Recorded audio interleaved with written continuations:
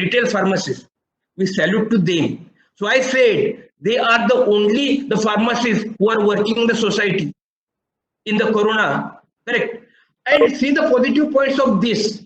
It is a very legal establishment as per the Drug and Cosmetic Act 1940 plus Pharmacy Practice Regulation 2015, where the 5 strongest points given by these laws are: for dispensing of any medicament in India, it requires direct supervision of pharmacists. So this is happening only in India, not in America also. So this is the strong capacity, strong power given by our law that each and every medicament will be sold under direct supervision of our registered pharmacist. जो भी prescription है तो हमें वो prescription पे एक बार ही दवा dispense करनी है. Means each and every pharmacy there must be a registered pharmacist and each and every prescription must be dispensed only once. Modern dispensing pharmacy में जाओ, पहली बार 2004 में मैंने लिखा था रिफिल इंस्ट्रक्शन, मगर आज हम देखेंगे तो हमारे फार्मेसी में फार्मासिस्ट नहीं रहता. हमारे फार्मेसी में कौन रहता है?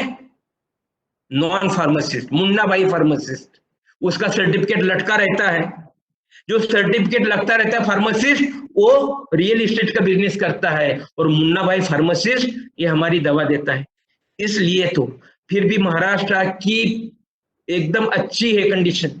अब दूसरे स्टेट में जाओ, बहुत बुरी कंडीशन है. So that strength we are having but not utilize properly. So we are in the long standing of more than 100 years and this is the big business we are having. But what is the weakness? Weakness is our trade oriented service.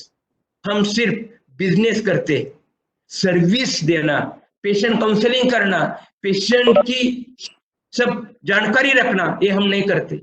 Second issue is we are having the minimum qualification D pharm. पहले रहता था 10th के बाद 2 साल, अभी 12th के बाद 2 साल.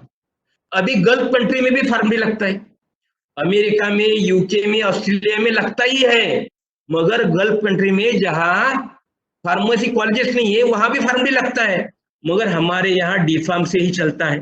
भाई ठीक है ना, डी फार्म हो मगर आगे तो पढ़ो. आगे पढ़ने के लिए अभी बी फार्म प्रैक्टिस कोर्स निकाला, हमें वो नहीं करना है. आगे बी फार्म करके बिजनेस निकाल दो ना.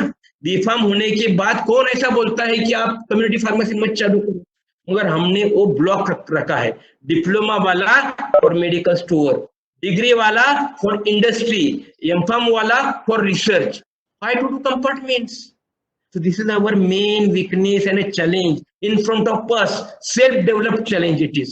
Lack of innovation. 50 साल पहले जो फार्मेसी थी वही फार्मेसी.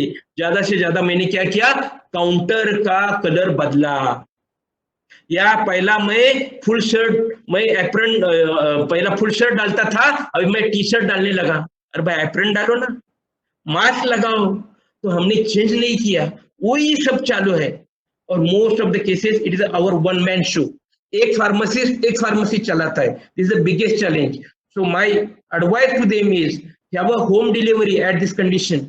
सब डेटा कलेक्ट करो, सबका डेटा कलेक्ट करो, यूनिटी बनाओ और एक होम डिलीवरी जैसा स्विगी है, जोमेटो है, ऐसा काम करो और घर घर में जाके आपका मेडिसिन दे दो. बहुत आपके काम करने की ताकत मिलेगी आपको. आप यूनाइटेड रहेंगे तो बहुत अच्छा होगा. आपको मैं सैल्यूट करता हूं.